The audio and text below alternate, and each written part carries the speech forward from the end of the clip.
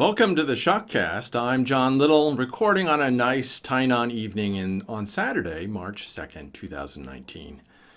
Please remember that this week's YouTube playlist is available in the playlist section of the Omega Shock YouTube channel or in the description below.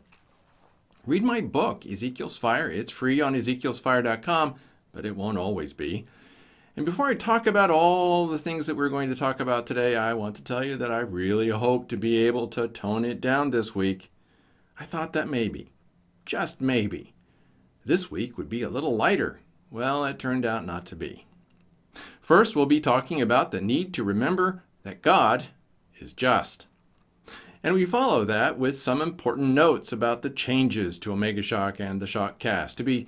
So be sure to stick around and listen to that bit of news after the main part. Then the greatest constitutional crisis since the Civil War is brewing, and a Canadian is talking about it. Egypt and Saudi Arabia are about to be hit by a biblical plague of locusts, or not. There has been an increase in the number of kids that are attempting suicide after watching the YouTube Kids channel. And there are a group of evil people attempting to hurt kids with something called the Momo Challenge. The Roman Catholic Church of Satan has been caught covering up the evidence of its rape of children. And one of Pope Frankie's most trusted advisors has been convicted of raping children. The mainstream media have been acting like idiots again, and we can show that they just never learn. We have some good and bad news from Martin Armstrong, and no, the good does not outweigh the bad. James O'Keefe and Project Veritas have done it again, exposing Facebook for being hypocritical, lying cowards. Facebook is quietly suppressing content that you want to see, and you need to know about it. Would you believe that we have even more proof that peak oil happened more than 10 years ago? Yeah, we have that proof. We take a pause amidst all this serious news to talk about the beauty standards in China and Taiwan, and even my own standard of beauty, Mrs. Little. A lawsuit to close Nevada brothels got me thinking about abortion and how maybe you should move to a place that doesn't have an abortion clinic to avoid God's wrath. And I talk about where those places are.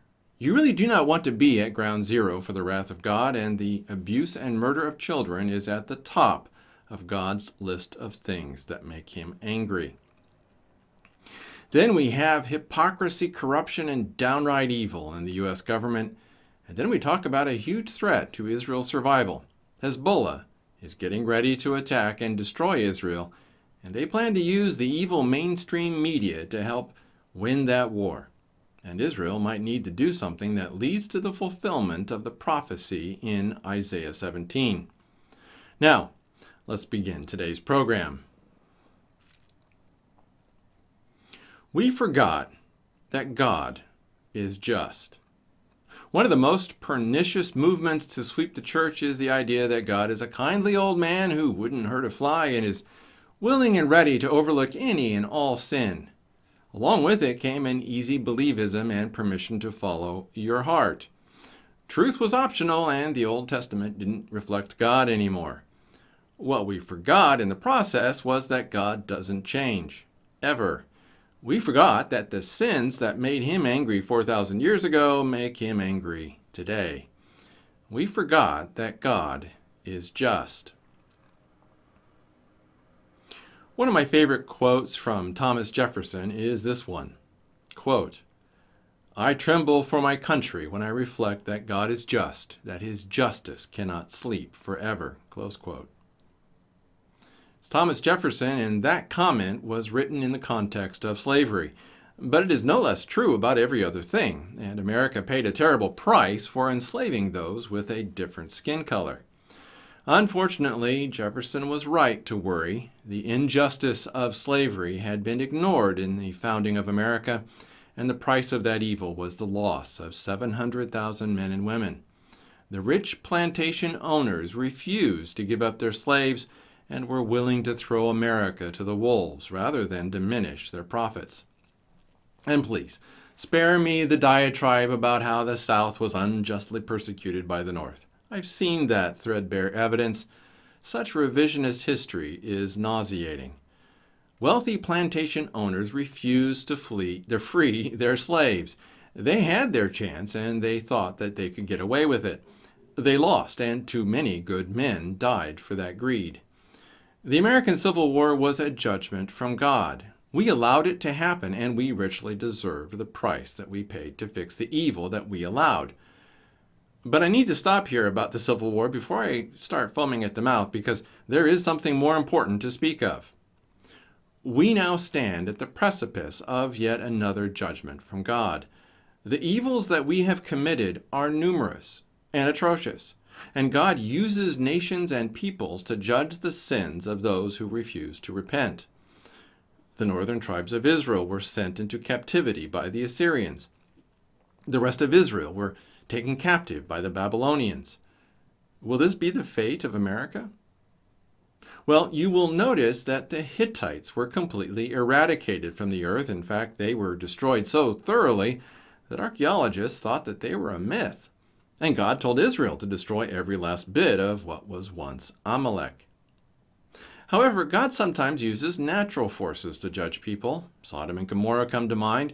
Then there's the Minoans, and let's not forget that almost every single dynasty in China fell as a result of a natural disaster. So what will it be for America? Well, in 1 Peter 4, Peter speaks of judgment beginning in the house of God, and that means us, you and me. So before the judgment comes for the unbelievers, it comes first for us if we have sinned, and we have sinned greatly. In fact, I think that we can see the judgment of God in our churches already, and it follows the prescription given to us by Paul in 1 Corinthians 5. Quote, "It is reported commonly that there is fornication among you, and such fornication as is not so much as named among the Gentiles, that one should have his father's wife. And ye are puffed up, and have not rather mourned, that he that hath done this deed might be taken away from among you. For I verily, as absent in body, but present in spirit, have judged already as though I were present, concerning him that hath done this deed. In the name of our Lord Jesus Christ, when ye are gathered together, and my spirit with the power of our Lord Jesus Christ, to deliver such an one unto Satan for the destruction of the flesh, that the spirit may be saved in the day of the Lord Jesus. Your glorying is not good. Know ye not that a little leaven leaveneth the whole lump?" Close quote. 1 Corinthians 5, verses 1 through 6. Notice what verse 5 says, "To deliver such an one unto Satan for the destruction of the flesh." I think that we are beginning to see that our churches are being handed over to Satan. If we refuse to obey God, then God will allow Satan to have his way with us. When God judges the rest of America, well, when will he do that?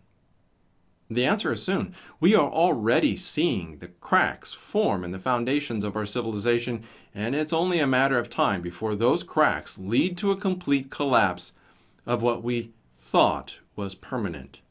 We thought that energy would be cheap and plentiful forever. We forgot that climate can get cold. We thought that we didn't need God for society to work well. We thought that endless debt would never turn to bite us.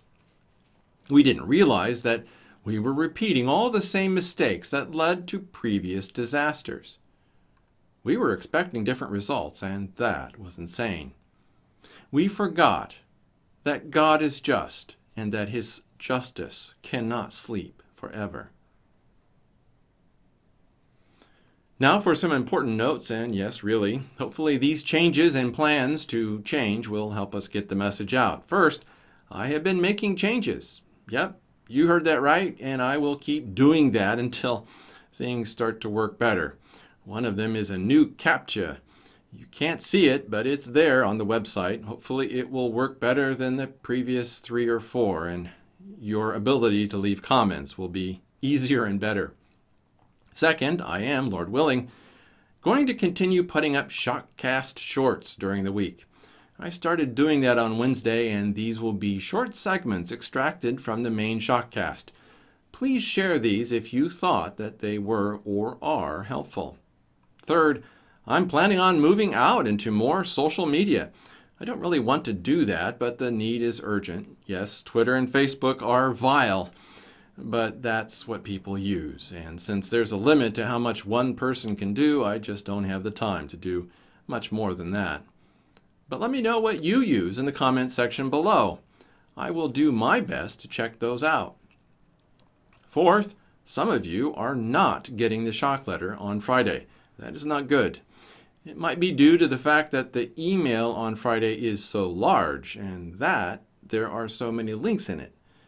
So I am thinking of just sending out the initial bit, like the above part that I've just been telling you about, with a link to the whole or to the rest of the post, the news and analysis section.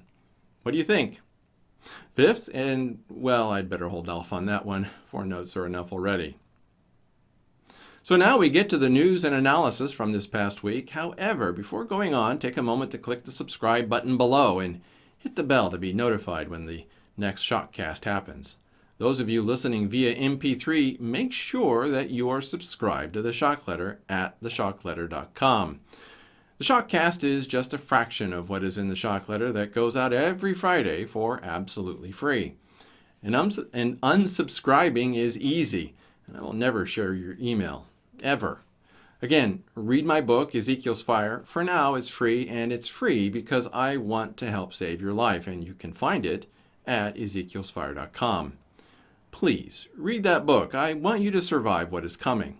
Now, let's get on with all that mostly awful news and analysis.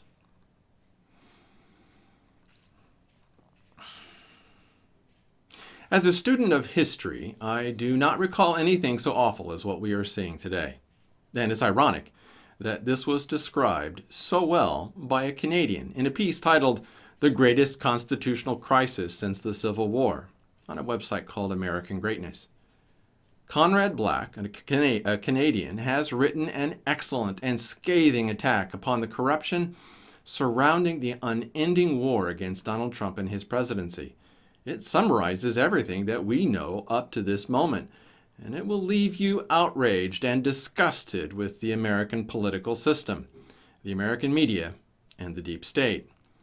America has disgraced herself, and the shamefulness of the past 2 years should embarrass every U.S. citizen. I know that it embarrasses me. You don't need to like Donald Trump or his decisions. I'm not actually a supporter of Mr. Trump myself, but to see how the Democrats and Republicans have acted, along with the U.S. security services, is so vile and disgusting that I do not have words foul enough that I can say to describe the people involved. This is a symbol of what America has become, and it is a sick and twisted picture of corruption, treason, and evil most foul. My only comfort is the knowledge that these men and women will burn in hell for eternity if they do not repent and seek to undo the damage that they have done. And I don't want to see these people burn in hell. How dare they do this? How dare they? They have destroyed America, and they revel in that fact. May the wrath of God consume them. May they suffer until they repent or are obliterated from this earth. I am sickened by this great evil, and I am ashamed to be an American.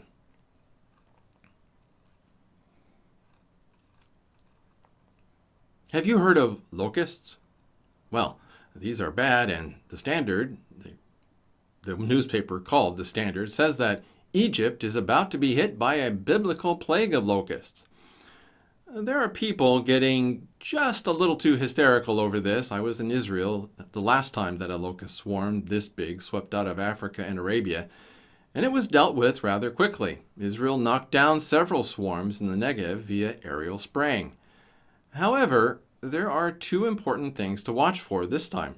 First, will the nations of North Africa and the Middle East respond properly?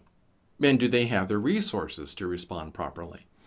Think of this as a stress test to see how the countries in the region are doing. Second, this really might become something biblical. Just because it isn't now doesn't mean that it won't be later. We will find out this summer when the breeding season takes off. This is a test. but it also might be an opportunity to get really hysterical if it gets serious.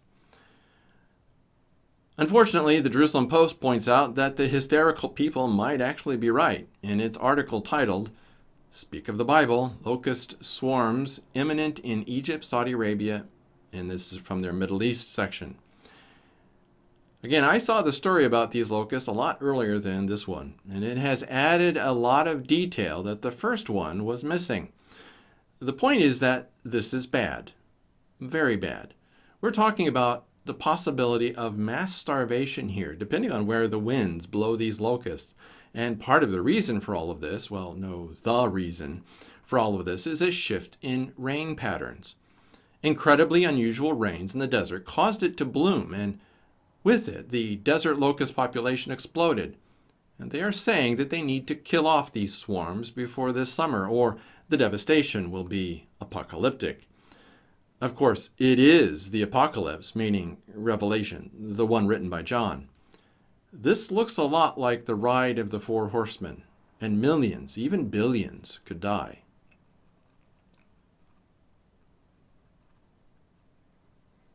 Do you have kids? Do you have nephews or nieces? I certainly do. Would you like to see them manipulated by a game or video into committing suicide? I truly hope that you are horrified by this thought, because it makes me want to bash heads and take names. I am horrified, and I find it so hard to believe that it's true, but I'm afraid that it is true, so we must believe it, especially if you have little children. CBS News has revealed a story titled, "YouTube Kids Inappropriate. Horrified Mom Discovers Suicide Instructions in Video on YouTube and YouTube Kids." Last week I talked about the horror of finding out that YouTube has become a promotion tool and gathering place for those who desire to rape little boys and girls. If you need to hear my rage at this, just go listen to the ShockCast from last week. Now, we have yet another horror, and here are the first 3 paragraphs of this article. Quote, "Video promoting self-harm tips spliced between clips of a popular video game has surfaced at least twice on YouTube and YouTube Kids since July, according to a pediatrician and mom who discovered the video. The suicide instructions are sandwiched between clips from the popular Nintendo game Splatoon and delivered by a man speaking in front of what appears to be a green screen, an apparent effort to have him blend in with the rest of the animated video. Remember, kids, sideways for attention, long ways for results," the man says, miming cutting motions on his forearm. End it. I wish that I could say that I can't believe it, but I'm afraid that I would be lying if I did. No, I've seen far too much evil to not believe this. Yes, I'm shocked and horrified, but I'm not surprised. Our world has become far, far too evil to be surprised at anything anymore, and you can bet that the person responsible for these foul and evil attempts to get kids to kill themselves, you can bet that there's little chance that they'll be prosecuted. Our society is so evil that these foul fiends from hell will get away with it, and keep getting away with it. And that is why our society must be judged by God. It must be taken down, or God will need to apologize to Sodom and Gomorrah for judging them. Do you honestly think that God is any different now than he was then? But I'm not finished with this article yet. There's more. Here's the 4th paragraph. Quote, "The man featured is YouTuber Filthy Frank, who has over 6.2 million subscribers and calls himself the embodiment of everything a person should not be. Although there is no evidence that Frank, whose real name is George Miller, was involved in creating the doctored video, he did not immediately respond to CBS News' request for comment." Close quote. Will Filthy Frank get investigated? Will anyone prosecute him for doing this? Will the person who did it get investigated or prosecuted? Of course not. And before you think that there isn't any big deal here, here's why it's a big deal. Quote, "Hess said after seeing higher rates of suicide in children in her own emergency room over the last few years, she made it her mission to bring awareness to the disturbing and violent content being consumed by children on social media. She said she's reported hundreds of unsettling videos to YouTube with some success. On Friday, she found and reported 7 more disturbing videos on YouTube Kids and said they were just the tip of the iceberg. Close quote. She's a doctor who works in an emergency room, and she's seeing an increase in suicide from children, and you can see a connection here. She certainly can. Here's another paragraph. Quote, she said she logs onto the app posing as a child rather than adult so that she can see exactly what kids around the world are seeing. The videos Hess has found contain mentions or visuals of self-harm, suicide, sexual exploitation, trafficking, domestic violence, sexual abuse, and gun violence, including a simulated school shooting.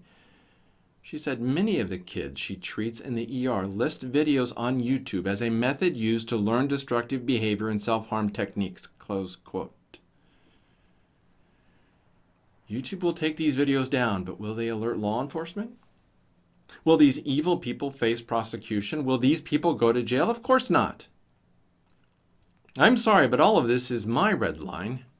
It's one thing to murder unborn children by the millions. It's one thing to promote every deviancy in the book. It's one thing to turn our churches into corrupt dens of worldly worship. But it's another thing to touch the children. For me, that's it. I'm done. America permits and condones the foulest abuses to children that the world has ever seen. Never in history of humanity has God ever allowed a society like this to survive, and I'm on God's side in this. I say again, and I say it even more fiercely. America must be destroyed. The only thing that I can hope for is that God would spare those few places left that are not worthy of destruction, that have some goodness in them. Unfortunately, there's even more. It's called the Momo Challenge. I'm finding more and more about this foul and evil thing. You'll be hearing more about that next week, but it is absolutely horrifying, and I want the perpetrators dead. Unfortunately, we are forbidden from doing anything to these people ourselves, so we must trust God and our incompetent governments to handle this. Although, if you can find them, go for it.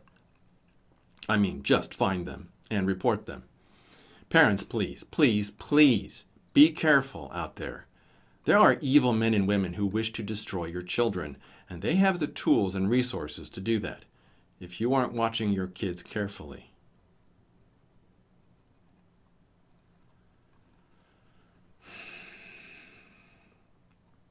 Raise your hand if you love the Roman Catholic Church of Satan. Well, we have 5 links that should convince you not to love this foul and evil institution. And we start off with someone from within that hierarchy of the RC Church, or the Roman Catholic Church of Satan. This report comes from Deutsche Welle, and it's titled, Catholic Cardinal Marx Says Files on Child Abusers Destroyed. The only question in my mind is whether this guy is speaking out in the face of opposition, or if he's acting as a controlled demolition or fire break. I don't know which of the two is the right answer. The Roman Catholic Church of Satan might actually be allowing these people to speak out in a limited way so that they can claim to be reforming themselves. And I actually believe that this is what is happening here. They aren't actually repenting or doing anything substantial. They're just applying a bit of whitewash to conceal their evil nature. Remember that these are not Christians. This is the Roman Catholic Church of Satan, and we would do well to remember that. But even what Cardinal Marx says is enough. This Church of Satan has been destroying the records of their evil.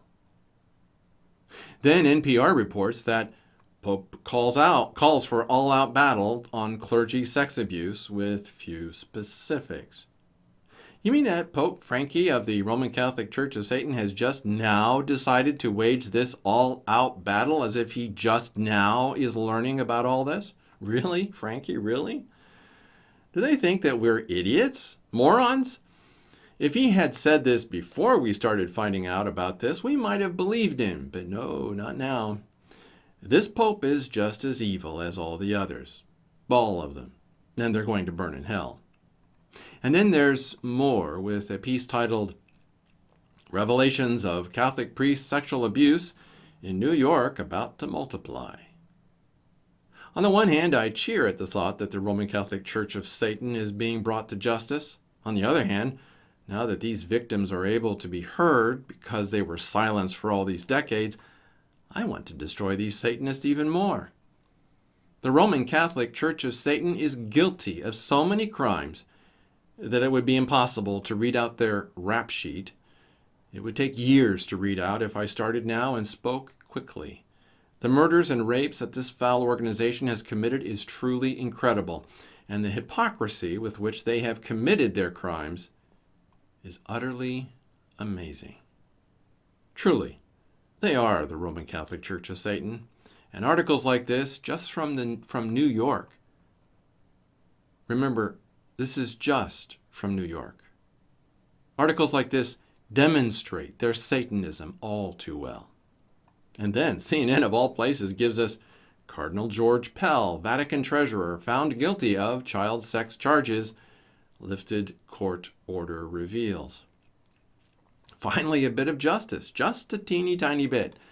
The Roman Catholic Church of Satan has much to answer for, and this conviction is just the tiniest tip of the gigantic, foul iceberg. May this minion of Satan repent and seek to undo the evil that he has done. I doubt that he will, but we can still hope. And then there's more on this Pell guy from Zero Hedge. Third most powerful Vatican official found guilty of child rape. And this one sentence is amazing. Quote, Pell was considered one of Pope Francis's most trusted advisors, handpicked to oversee the Vatican's finances and root out corruption, close quote. Seriously? So the Pope had to have known. He's not a stupid man. And he has the most sophisticated intelligence service in the world at his fingertips. The CIA even says so. Sorry, but the Pope is in on it. The foul and evil Roman Catholic Church of Satan.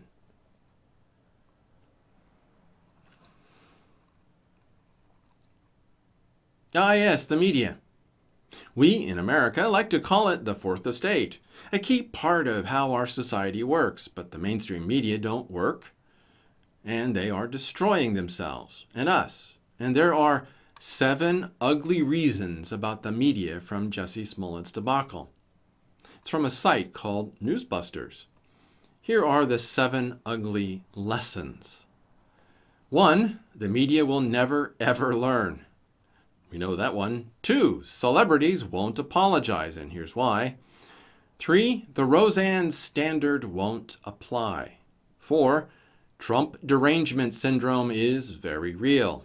5, local media often trumps national outlets. 6, there's a reason the Chicago police moved so cautiously. 7, here comes the spin. Those are just the headings.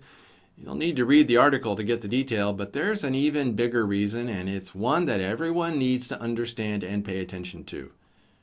The average American refuses to learn or use critical thinking. And yes, it's a choice, and we chose to eliminate critical thinking from our society because it gets in the way of our personal desires. If we think critically, we can't accuse others of our own mistakes. If we think critically, we can't cheat on our spouses, watch pornography, lie and steal. If we think critically, we start to realize how awful we are, and we just cannot have that. We Americans have become idiots, and we like it that way.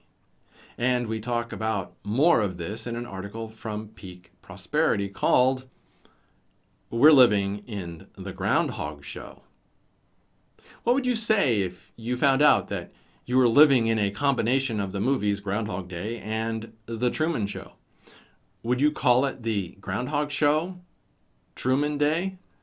Well, there's a quote in this article that I have always felt appropriate for our world.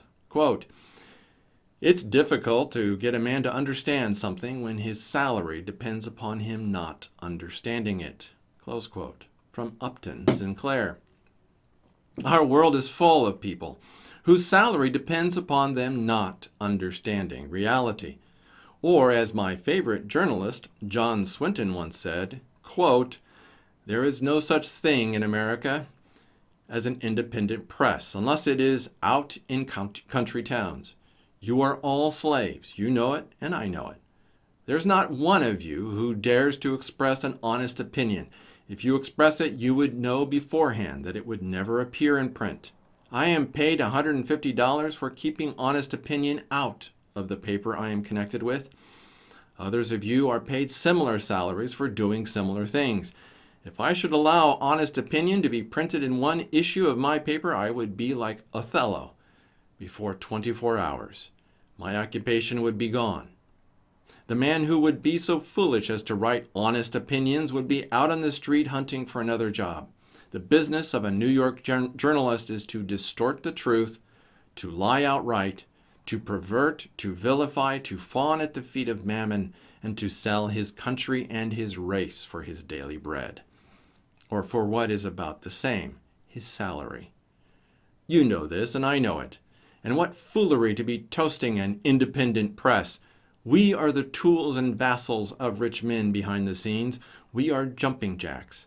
They pull the string and we dance.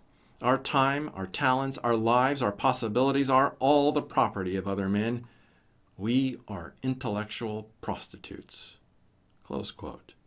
From John Swinton in approximately just around the early 1880s. Think about that. A lot more than 100. We're talking about 140 years ago, guys. It was that bad then. Think about how bad it is now. Our world has been taken over by intellectual prostitutes. Did you think that this would turn out well?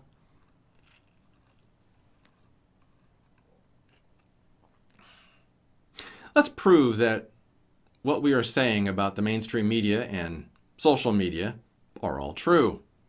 Tommy Robinson pulled a page out of the playbook of James O'Keefe and Project Veritas and created a video called Panodrama, an expose of the fake news BBC YouTube. To those of you in the UK, you need to watch this. This is your TV license fee at work, and it's horrifying. Worse, it shows that the BBC is attempting to destroy an innocent man. These sick and twisted elitists need to be shown that they will no longer be tolerated. How can you do that? By following the instructions at the end of this video. You really do not need to pay your license fee, and you shouldn't be watching BBC television anyway. When I stopped watching the telly, my IQ went up. Yours can too. Well done, Tommy. Keep up the fight. And then Tommy Robinson got banned from Facebook and Instagram the next day after his exposure of how evil the BBC are.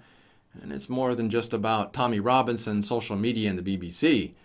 So David Wood weighed in on this horrible state of affairs with his own unique analysis of the banning of Tommy, calling his YouTube video, "YouTube's Community Guidelines System is Garbage." Here is more on the sickening attacks on Tommy Robinson, conservatives, and Christians by social media and YouTube. The pink-haired keyboard jihadis are destroying your ability to get information. Soon, the only thing left that you can actually watch or read will be socialism and kittens and puppy dogs. I like kittens and puppy dogs, but socialism, not so much. Here's David Wood's write-up for his video. Quote, "Earlier today, Tommy Robinson was banned from Facebook and Instagram. YouTube won't be far behind. YouTube is removing more and more content based on false flags. Videos that contain absolutely no hate speech are being removed as hate speech, and creators that haven't violated any rules or guidelines are receiving strikes and having their privileges, e.g. live streaming, revoked. YouTube's community guidelines strike system is pure garbage. YouTube is also punishing content creators for comments left on their videos. Perhaps the YouTube Creator Academy can address these problems." Close quote. Yeah, Creator Academy. Tell us, oh wise ones. Then Tommy Robinson talks about what has happened to him after the release of his film, Panodrama. And he called his YouTube video, "We all knew it was coming. The censorship has started." They really are doing their very, very best to silence all of us. And what they did to Tommy Robinson is horrific. It's utterly horrifying. And it shows that Britain is even worse off than the U.S., as awful as that sounds. May God bless and keep Tommy. For all of his faults, he's a good man. And what they've said about him is a lie, complete and utter lies. You cannot believe anything that they tell you at all unless you hear Tommy say it himself. What a world of lies that we live in. Oh, and he presents a new website that will help get the message out and even act as a site for social interaction. It's called tr.news, www.tr.news. I signed up. We'll see how this goes.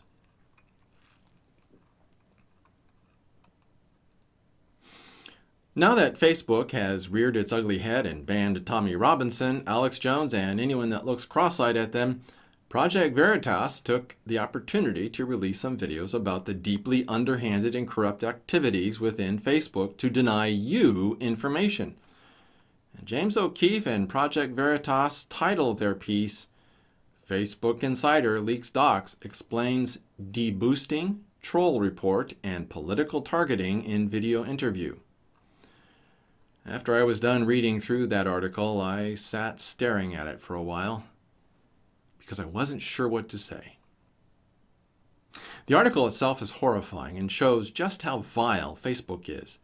It has become a cancer on the soul of the English-speaking world and probably in other languages as well. But I was struck by the irony of how we got to this position. The problem is that we have allowed evil-hearted people to hand Facebook this power. We are a society that is full of evil people who cloak themselves in anonymity as they spread some of the most awful and evil comments in the world. These foul trolls group together to spread their hateful gospel in comment sections everywhere. Part of the reason why I moderate all comments on the Omega Shock website is due to these awful people. The other reason is that I have a responsibility to God to not allow heresy to have a voice in any area that I administer. The problem is that we have been forced to ask Facebook to stop these evil-hearted trolls. We were forced to give Facebook the power to take down these evil people. We couldn't do it ourselves since there was just way too much of it.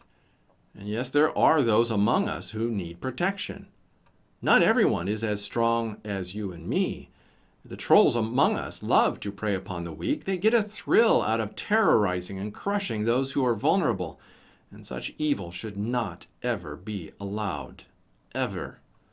Those of you who call yourselves libertarian do not understand the evil at the heart of humanity. We are all despicable, all of us. And while some of us might not be as bad as others, we certainly have children and relatives who are that foul and evil. I know that I have some pretty awful relatives that probably should be taken out and shot if we knew everything that they were doing. Thankfully, they are hiding their evil from me. It's a good thing. Again, the point is that we have handed Facebook the power to shut us down. We did this, you and me, and we didn't have a lot of choice. We had so little choice because we gave up our Christian values a very long time ago. We gave up on God, and now we have lost our ability to speak. We spent a lot of time in I've spent a lot of time in third world countries. None of those countries has the right to speak freely. And they should not have that right, because the average person does not have a strong enough moral and ethical standard to keep them from destroying themselves with their freedom of speech. China is a perfect example, and Mrs. Little and I were talking about that country's recent history last night. Chiang Kai-shek was a good man who lost the civil war with Mao Zedong because the people under him were greedy and corrupt. Chiang did his best, but the people were too corrupt and he wasn't ruthless enough to engage in a reign of terror. And this has always been the story of China.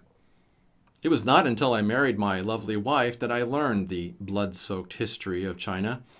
And it is soaked in blood precisely because humanity is basically evil and stupid. The only way that China could keep their provinces together was to rule with an iron fist, and those dynasties that lost the will to kill everyone that didn't bow to them quickly fell. This is the human condition when your people are not Christian. When godlessness is not at the core of a society, that society destroys itself. The only thing that can keep a godless society together is fear and terror. Today we think of Taiwan as a free country that is democratic with freedom of speech. But this is a recent development, and we are seeing signs that some are trying to abuse this privilege for their own benefit. And I am disgusted by this. I love the Taiwanese people, but they are only human, which means that they are stupid and prone to destroying themselves, as adorable as they are. And we Americans are doing exactly the same. Worse, we Christians are doing this. We are doing all the things that Jesus criticized the Pharisees and Sadducees of doing. We are adulterous and have chosen to preach the traditions of men instead of what the Bible actually says. We have become blind, leaders of the blind. We were supposed to be salt and light, but we have instead become so worldly that no one can see Christ in our lives unless we wear a cross on our t-shirt. However, all of that doesn't mean that you should not be outraged by this article. Sanctimonious hypocrisy should always make you mad, and Facebook is being thoroughly revolting. These foul minions of Satan are doing their very best to subvert America and turn it towards debauchery and socialism. Whether they know it or not, Facebook employees are doing everything that they can to destroy what is left of American goodness. In fact, I believe that they are spending so much time silencing conservatives that they allow the foulest of evils on their platform. Terrorist groups and rape gangs seem to have a free rein on Facebook. Child rapists are peddling their twisted evil. Violent leftists conspire to create mayhem. All kinds of crime goes unchecked. Yet if you are a conservative, you are locked down. Yes, there are bad people that Facebook is trying to stop. It's not all one-sided, but the attempt to shut down Republicans, Libertarians, and Christians is foul and evil. They should be ashamed of themselves, but you won't find them having so much as an ounce of shame or even remorse over the damage that they have done or the lives that they have destroyed. And yes, they really are destroying lives with their efforts. There are people who have built businesses around their Facebook pages only to be shut down because they have views that are incompatible to the pink-haired morons in San Francisco. Facebook should have its business broken up and scattered across the country. And I would love to talk about alternatives, but we would still run straight into our original problem. How do you stop the evil and vile people who act in such a despicable way under the cloak of anonymity? Then I watched the YouTube video that goes along with this expose, and it's called Facebook Insider Leaks Docs Explains Deboosting, Troll Report, and Political Targeting in Interview. It's even more on the ugly and foul character of Facebook. These people revel in their ability to destroy those who have a political philosophy different than theirs.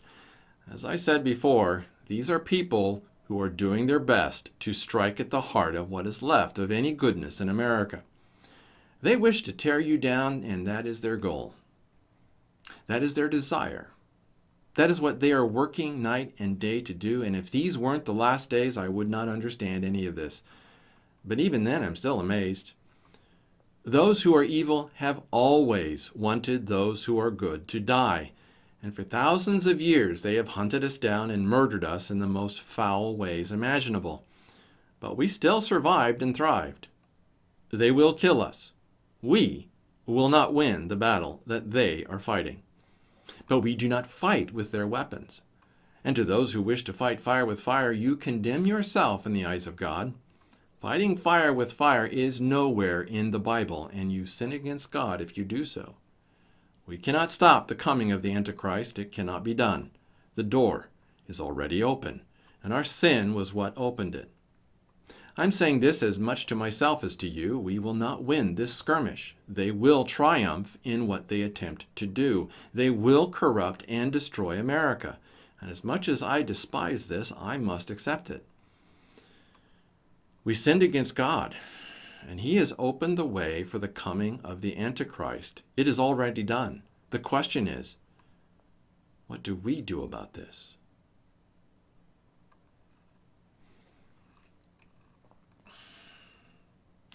Let's learn a thing or two from Martin Armstrong, who appeared on Greg Hunter's USA Watchdog. The interview on YouTube is titled Martin Armstrong, permanent gridlock and tax disaster coming to America. Martin reiterated what he had already been saying elsewhere, but notice something interesting. Quote, he believes, or it's not a quote, I'm just saying this, he believes that the stock market is not going to crash in a big way. And you need to remember that. He has been right about this all along, and I have been wrong. And this means that I'm still wrong about the stock market. I keep talking about how it's going to crash, and I keep getting it wrong and wrong and wrong and wrong. And he makes some very good points about gold. There is a limit to how far up it will go. Yes, it will increase in value, but it's not easily transportable, and it doesn't give banks the income that they are searching for. So who are you going to believe? A has-been finance guy who has been getting it wrong, or a man who has a 30 to 40-year track record of always getting it right, or as much as always as when did he get it wrong? And that's Martin Armstrong. Of course, you'll choose me, right? Right? I guess that I'm a walking, talking reason why the Dunning-Kruger effect is such an accurate portrayal of our inability to make good decisions. I still feel that I'm right, even though Martin Armstrong, who is better and smarter than me on this, gets it right. Oh, and he has other interesting things to say in this video, and they should all be paid attention to. Conflict and war are dead ahead. And then I looked at the write-up that Greg Hunter always does alongside his interviews, and Greg titled that write-up, Gold Rising Because It Protects Against Government, Martin Armstrong. And here is the last paragraph of this write-up. Quote, what about Armstrong's war cycle? Armstrong predicts it's pointing straight up. We have two cycles. One is civil unrest, the other is international war. The civil unrest would show more on the revolutionary side, and normally they don't particularly take place at the same time. They realign once every 300 or so years, and that's what is happening right now. So we have a rise in civil unrest, and you can see it with this polarization in politics that will lead to civil war, and there is no other way around this. Neither side is going to accept whoever wins in 2020. This nonsense about Russia and Trump and Russia is absolutely absurd. They claim the Russians hacked the DNC emails, and that is why Hillary lost. There is no allegation that anybody faked the emails or that they weren't true.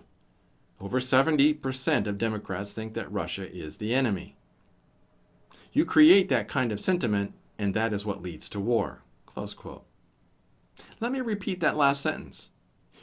You create that kind of sentiment, and that is what leads to war. So expect conflict, war, and more war.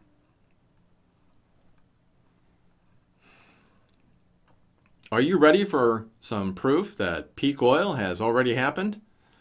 Well, we have a couple links about that, and the first one is from oilprice.com. Wall Street loses faith in shale. Why did they lose faith in shale oil?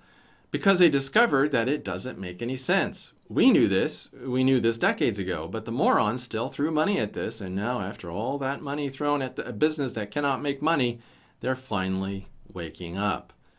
Get this into your heads, everyone, and especially you guys on Wall Street. Peak oil happened more than 10 years ago. What we are dealing with now is just the flailing about of a body that doesn't know that it's dead. Oh, and because we ignored what we knew was coming, guess who will be hurt the most by the death of oil? That's right, you and me. Why must we be morons? Why? Oh, but it gets worse, because Gail Tverberg asks a question and answers it on her website, Our Finite World. It's titled, or the question is, have we already passed world peak oil and world peak coal? Okay, since we have the question in the title, let me answer that right now. You know that I can do it. Take a deep breath. Well, let's see, yeah, okay. Drum roll, please. And the answer is yes.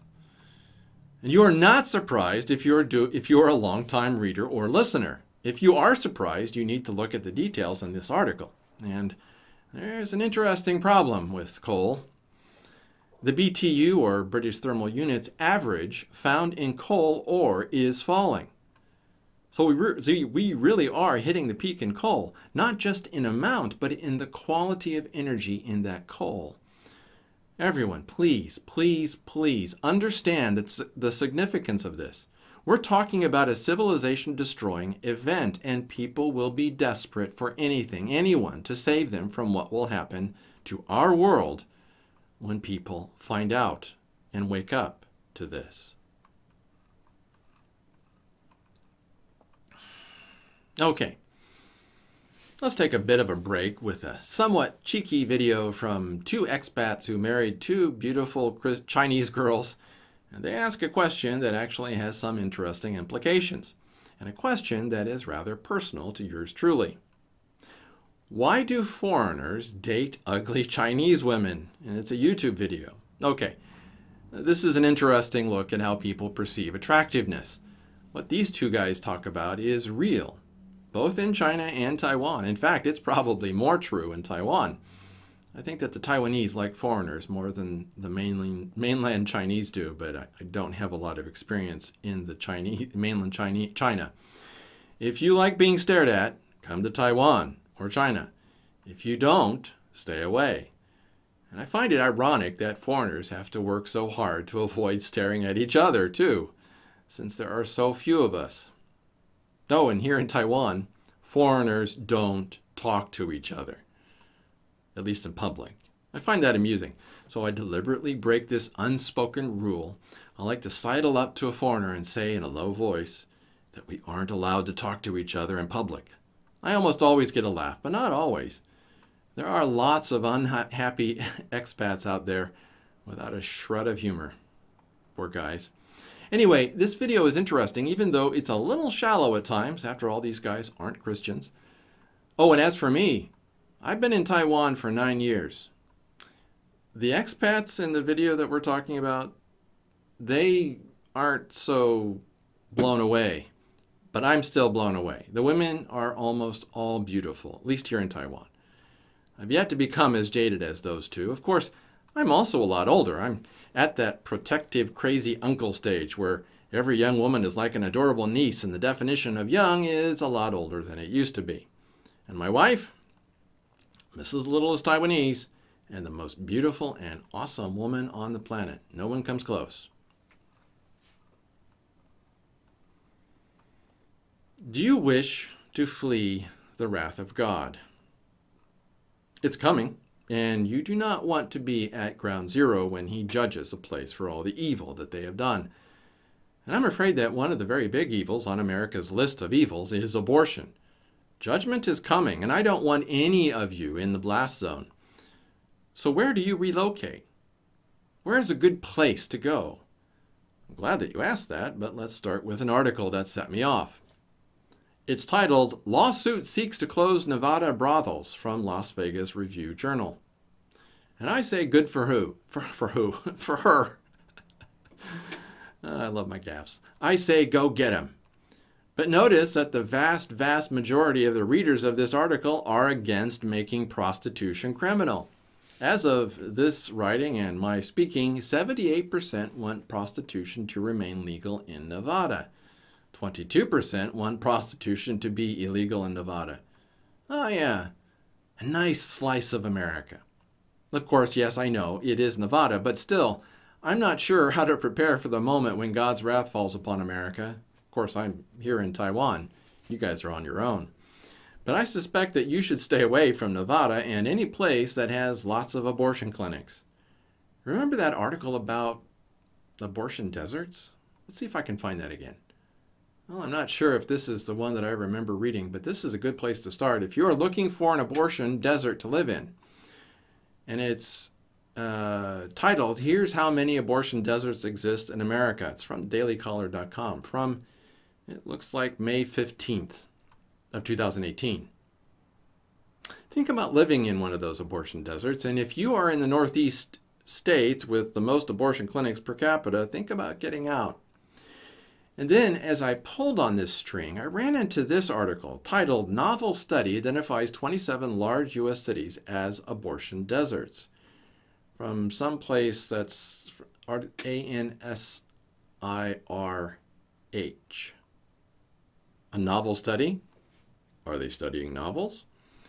Well, I wish that the murder of unborn children was novel or a novel, but it isn't. And even though they conducted their research for all the wrong reasons, I am glad that they did it. It gives me hope that there are places in America that God might spare when he sends his wrath upon us. If you wish to live in a large city, live in one of these 27 abortion deserts. If you wish to live in a state that has only one abortion clinic, live in Kentucky, Mississippi, Missouri, North Dakota, South Dakota, or West Virginia. And when you move to those states, stay away from the abortion clinic, unless you want to help in the protest against it. Something that I would encourage. I believe that abortion is one of the biggest reasons why God will destroy America. Unfortunately, it's not the only one. But notice something about the abortion desert states and those abortion desert cities. There's a lot more morality and ethics in those cities. And then there's a nice infographic on the issue. It's called Abortion Deserts Infographic.pdf. All of that was good, but not enough. So I looked deeper and found this little gem. JMIR, identifying national availability of abortion care and distance from major U.S. cities, systematic online search. And it's from the Journal of Medical Internet Research. This is the study on those abortion deserts. I find this to be an interesting one since it actually shows where these abortion deserts are. If I was ever forced to go back to the United States, I would live in the abortion deserts mentioned in this article. And from looking at the map in this report, the best places are western North Dakota, western South Dakota, western Nebraska, western Kansas, western Texas, and northeastern Wyoming. There are other bits and patches of America that seem to be abortion-free, and I leave it to your own discretion. But I think that this is an interesting way of looking at relocation. Of course, that north to south swath of America is also pretty dry and very low in population density. And then here's the map that we're talking about. Hopefully I'll be able to throw it up on screen for you. It shows the distance, or it's actually labeled, it shows the distance to the nearest abortion facility in the contiguous United States. And it's from May 2017. And as I look at this map, I'm struck by the Holocaust that's happening. The blue represents industrialized murder on a scale that only Adolf Hitler or the Chinese Communist Party could envision. How dare we be so evil? And what a horrendous thing for us to do, to murder our precious children. Then I looked a little more closely at the tables and diagrams that the research journal talks about. And it actually gives a list, or should I say a table, it's actually table 3. And I want to reproduce some of the results here. This is the list in declining order and distance in miles from the nearest abortion clinic. And the number in parentheses is a kilometer. I hope I can get it up on screen. But anyway, it starts out with Rapid City, South Dakota, 318 miles from the nearest abortion clinic. Then it's Lubbock, Texas, 308. Midland, Texas, 293. Odessa, Texas, 282. Amarillo, Texas, 258. And then it's Casper, Wyoming. San Angelo, Texas, at 204. Bismarck, North Dakota. Laredo, Texas. Lake Havasu City, Arizona. Abilene, Texas. Corpus Christi, Texas. La Crosse, Wisconsin. Springfield, Missouri. Lake Charles, Louisiana. It's 132 miles away. Wichita Falls, Texas. Columbia, Missouri. Evansville, Indiana, 122 miles. St. George, Utah, 121. Manhattan, Kansas, 120. Green Bay, Wisconsin, 119. Pocatello, Idaho, 114. Victoria, Texas, 107. Fort Wayne, Indiana, 106. Owensboro, Kentucky. Dothan, Alabama. And then, at 101 miles away, Chattanooga, Tennessee. These are all cities with between 50 and 325,000 people. And only 5 of those cities are at or above 200,000 people. Number 2 on that list is Lubbock, Texas, and is the largest and more than 300 miles from an abortion clinic. Lubbock, Texas. Sounds really good right about now.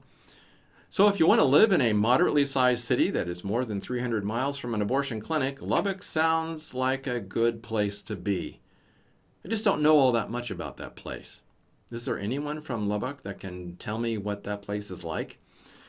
I know that I could probably figure this out from the internet, but I'm not the one that needs to move, at least not yet. Then, CNN produced an awful article moaning about how hard it is for some woman to murder their babies. But it provided a great map, and it's this one. Hopefully you can see it. It may be here, it may be in front of you, it may be whatever. This might be even a better map than the other one that I showed you earlier. See that nice red swath running from top to bottom in the U.S.? That looks like a good place to live and raise your kids. Yes, I see small patches of red goodness elsewhere, but I would want to get as far away from any of that green stuff on this map. Oh, and I have a strong aversion to snow and frigid weather. I have grown to positively hating it after 23 years in Asia. And then here's another link to a great image, and this one is Texas abortion deserts. This time, it's just about Texas. Amarillo, Lubbock, and Odessa, some lovely abortion-free areas. And I noticed that Dallas, Fort Worth, Austin, Houston, McAllen, and San Antonio are not abortion-free, even though Texas is working hard to make them abortion-free. Good for you, Texas. Then CNN pops up with another helpful chart. This one is a table that adds a few more places to think about. Williston, North Dakota, North Platte, Nebraska, Garden City, Kansas, Marquette, Michigan. And even though Elko, Nevada is just 166 miles from an abortion clinic, it's good to see that there's at least one city in Nevada that is abortion-free. Probably that 22% of people that want brothels to be illegal, they probably live there. Please understand that when God breaks up America, I believe that there's a greater chance for these places to survive. Of course, there might be other reasons why God obliterates some of these cities. I certainly cannot tell you about all the evils of the places that are abortion-free. But I think that when you're looking for safety, a place where goodness might be found, these areas seem like a good place to start looking. Of course, that's America. And there are a lot of you who live elsewhere or are interested in living elsewhere, and this page talks about that. It's called The Legal Status of Abortion Worldwide. It's from Statista. And I found it as I was searching for statistics. Here's the map that it contains.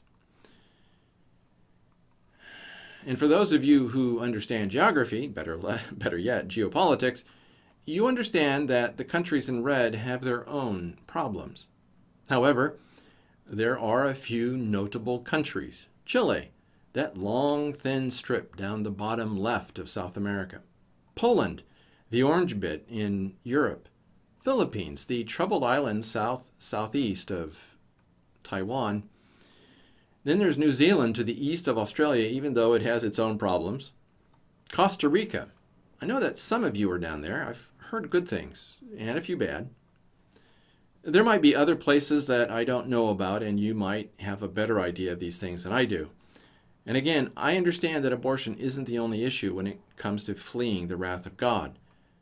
But there's something about countries that are horrified by abortion. We want this.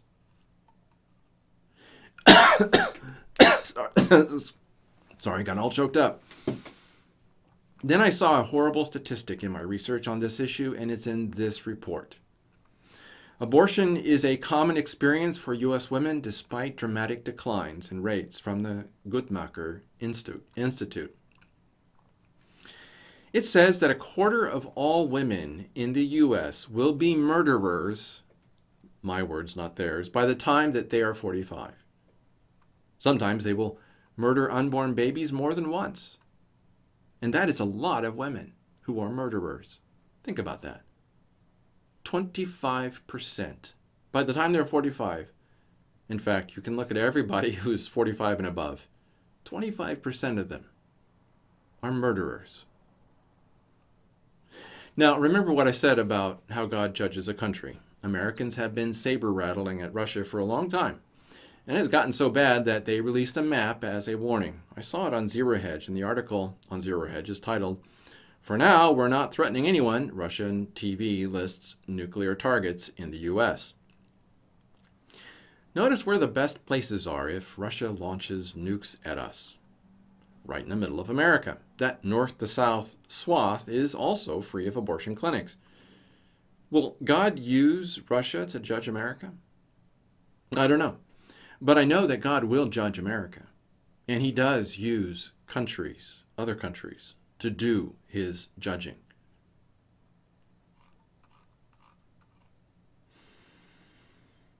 Let's talk about corruption. And it's just absolutely disgusting.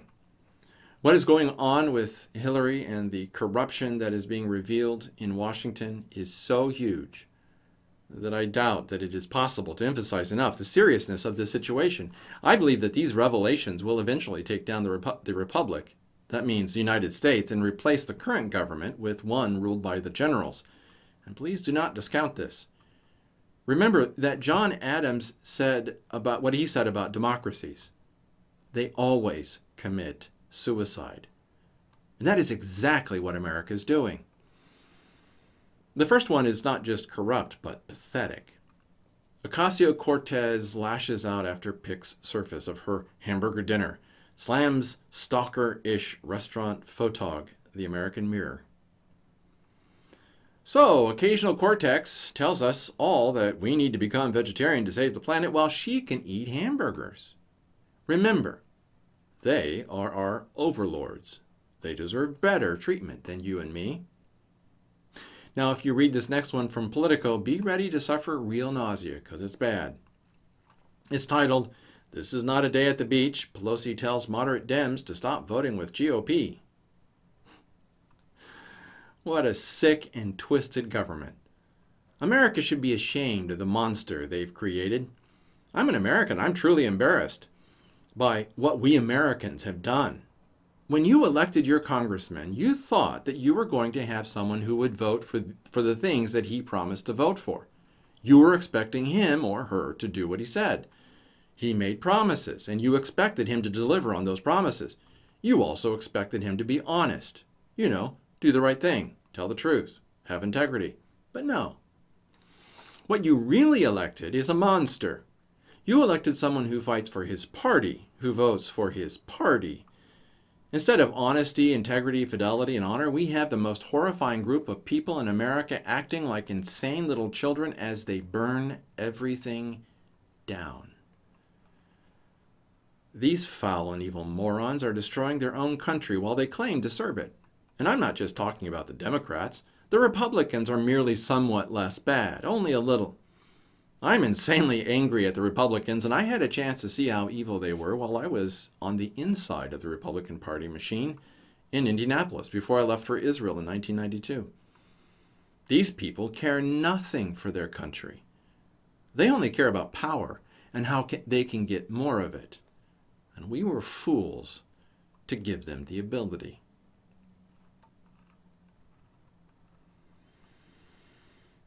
Let's talk about the next war that Israel will need to fight. But let me start by saying that there has been a sickening rise in anti-Semitism among those who call themselves Christian.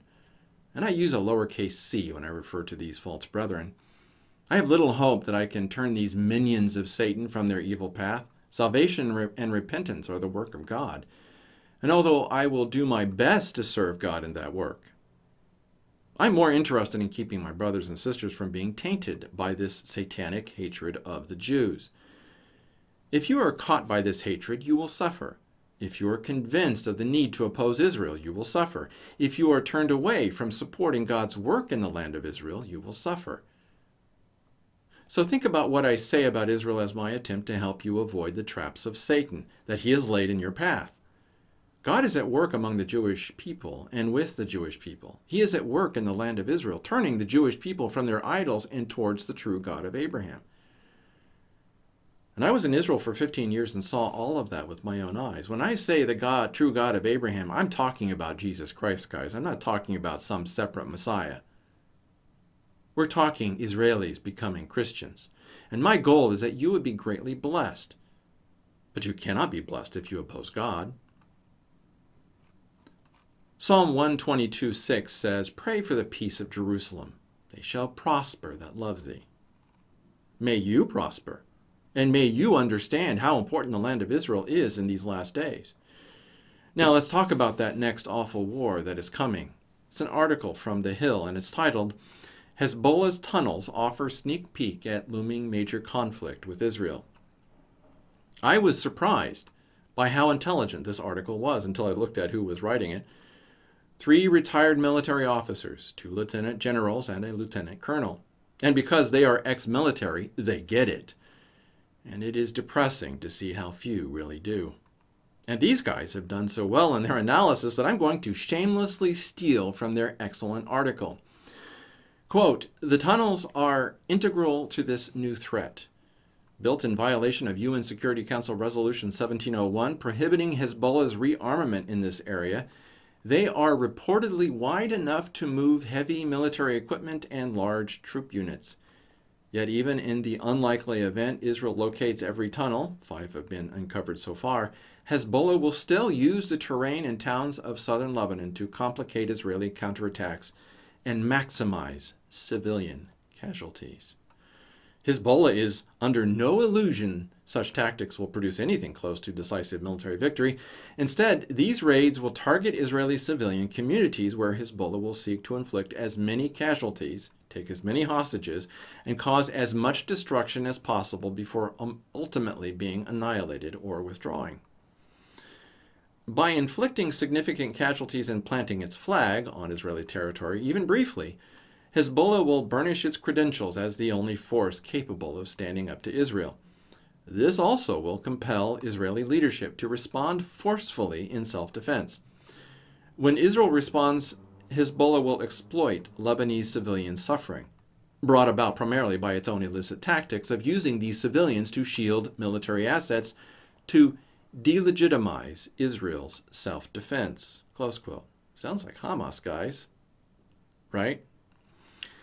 This is how the Arabs have been fighting Israel ever since 1973. They realized that they couldn't win on the battlefield, so they decided to create situations where they could be attacked, meaning Israel could be attacked in the court of public opinion. The mainstream media decided to comply and to help this effort with foul and evil enthusiasm. Dirtbags, every one of them. And I know some of these people. But there's more. Quote, "Exercising its core tactic, Hezbollah uses civilian buildings as entry points for these tunnels.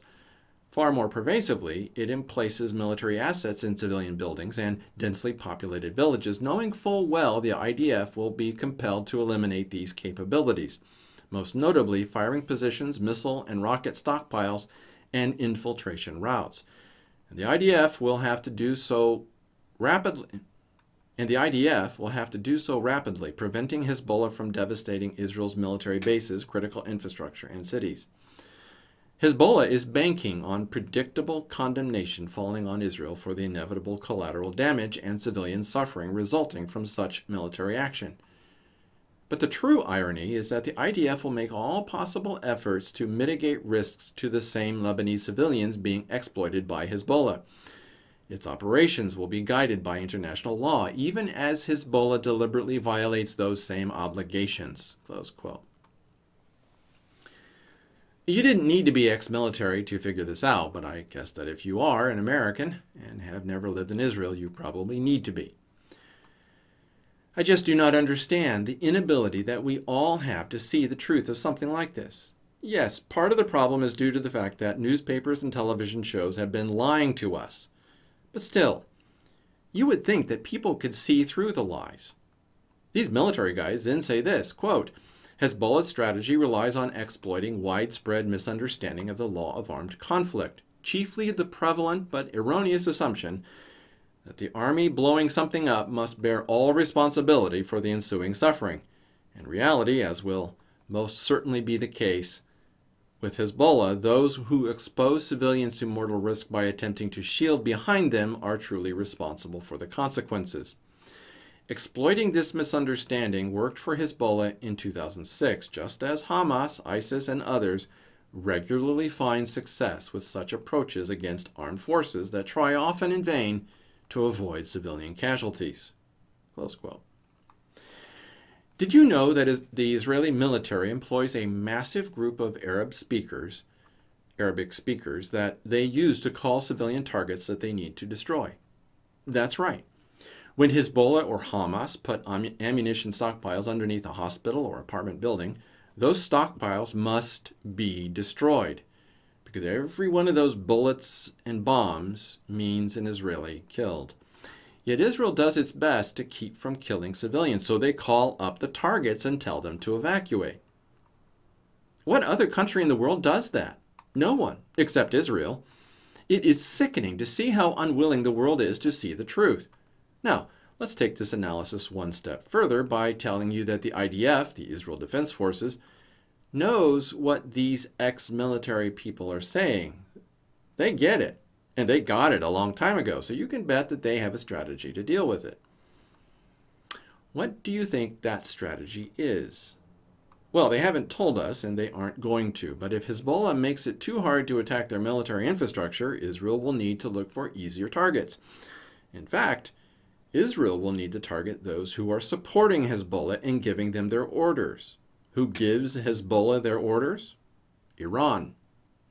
But Iran is far away. So how are they going to hit Iran? Well, Iran is scattered throughout Syria, so targeting Iranian targets in Syria is an option. But that's a very limited option. My suspicion, and it's a biased suspicion, is that they will do a decapitation strike on Damascus to throw Syria into chaos and limit Hezbollah's ability to be resupplied with military equipment. Why do I call my suspicion biased? Well, Isaiah 17 speaks of Damascus being destroyed so completely that it is unable to be rebuilt as a city. This has never happened, and the recent civil war in Syria seemed to be creating the conditions of the fulfillment of Isaiah 17 until the situation reversed. However, Israel will have noticed that Hezbollah activity against Israel was dramatically reduced while Syria was in chaos. This means that Israel may be required to throw Syria into chaos again to neutralize Hezbollah and Iran. And a decapitation strike might work. What is a decapitation strike? Well, decapitation means to unhead someone or take off their head. And if you ever spent any time looking at the layout of Damascus, you'll see that the central authority of Syria is located in just one place. If Israel could eliminate the Alawite leadership of Syria, the civil war would restart and Hezbollah supply lines would be, or at least could be, cut. I know that this would be a rather brutal strategy, but Israel doesn't have very many options. She has too few friends and too many enemies. The fact that the Arabs are softening their stance against Israel is nice, but insufficient. When your back is against the wall, or in this case against the sea, you have no other choice. And well, you take the only choice that is left to you. Please understand that we allowed this situation to develop. We gave aid and comfort to the foul fiends from hell that are trying to destroy Israel. So we only have ourselves to blame when Israel does the only thing that she can do to defeat her enemies. The fact that it would fulfill the prophecy written in Isaiah 17 would just be incidental. By the way, the authors of this article deserve specific mention. They are Lieutenant General Kenneth Gluck, I assume that G-L-U-E-C-K, or Gluck. He's Commander, U.S. Marine Corps Combat Development Command, retired. Lieutenant General Michael Tucker, retired, is a former commander, 1st United States Army. Lieutenant Colonel Jeffrey Korn is professor of law at South Texas College of Law, Houston. Well done, guys. And yes, I know that it was obvious, but so few are saying the obvious that you get credit for writing what you wrote. It needed to be written. And my hope is that people share this. And then to emphasize the point further, Reuters has an article and a photo. It's titled, Assad Meets Khamenei in first Iran visit since Syrian war began. If you want to see the Syria-Iran-Hezbollah connection, this illustrates it all too well. Remember that Iraq acted as a block to this connection. While Saddam Hussein was in power, Iran was unable to transport military supplies over land, and Israel was able to stop Iranian ships that were bound for Lebanon. But when the U.S. took down Saddam, Iran had a new route to their Hezbollah, their agents in Lebanon. Did the U.S. ever stop to think about what it was doing when it took down Saddam? I doubt it. There isn't a lot of thinking that goes on in Washington. Saddam was a bad guy. There can be no doubt about it. He deserved to be taken down. But what we now have is 10 times worse.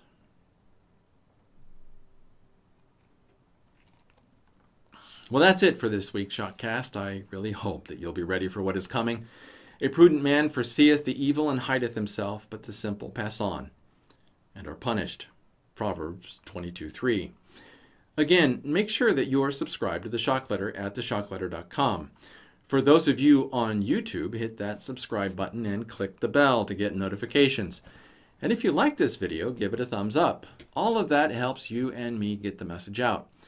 And check out the boxes at the end of this video. Those links will take you to other ShockCasts, a link to subscribe to the ShockCast, as well as a link to the playlist of the important videos of this past week. And don't forget my book, Ezekiel's Fire, at ezekielsfire.com. You need to read that book, and it's free, for now. And so allow me to close with this blessing from Numbers 6:24-26. Yevarechecha Yehovah vishmirecha. Ya'er Yehovah panav elecha v'chuneka. Yisa Yehovah panav elecha v'yasem lecha shalom. The Lord bless thee and keep thee. The Lord make his face shine upon thee and be gracious unto thee. The Lord lift up his countenance upon thee and give thee peace. Numbers 6:24-26. And I pray that your pastor will give you the words that you need to hear to help you walk the path that God has called for you to follow. And Lord willing, we will see each other next week.